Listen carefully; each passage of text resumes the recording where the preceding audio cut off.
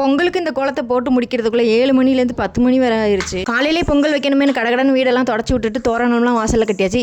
இந்த வாசலில் கட்டுற தோரணம் வந்துட்டு எங்கள் ஊரில் ரோட்டு ஓரத்துலையும் குப்பையிலையுமே அதிகமாக கிடைக்கும். இப்போ வந்து காசு கொடுத்து வாங்க வேண்டிய நிலமையில நம்ம சரி அதெல்லாம் நினச்சி இப்போ ஃபீல் பண்ணிகிட்டு இருக்க வேணாம். நல்ல நேரம் முடியறதுக்குள்ளே பொங்கலை வச்சு இறக்கிடலான்னு நல்லபடியாக சாமியை கும்பிட்டுட்டு அடுப்பில் பொங்க பானையை வச்சாச்சு. பொங்கலும் நல்லபடியாக பொங்கிருச்சு, அதாவது பொங்க தண்ணி.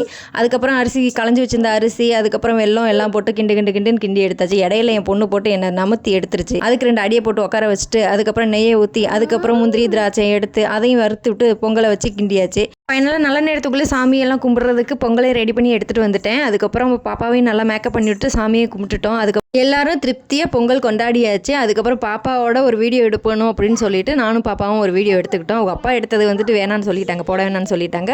பாப்பாவுக்கு அந்த கரும்பு மேலே தான் கண்ணு. ஸோ நல்லபடியாக சாமி கும்பிட்டுட்டு கரும்பு எடுத்து கொடுத்துட்டு அவங்களும் விளையாட ஆரம்பிச்சிட்டேன். உங்களுக்கு இந்த வீடியோ பிடிச்சிருந்தா மறக்காமல் லைக் அண்ட் சப்ஸ்கிரைப் பண்ணி சப்போர்ட் பண்ணுங்கள். உங்களை இன்னொரு வீடியோவில் மீட் பண்ணுறேன். பாய்.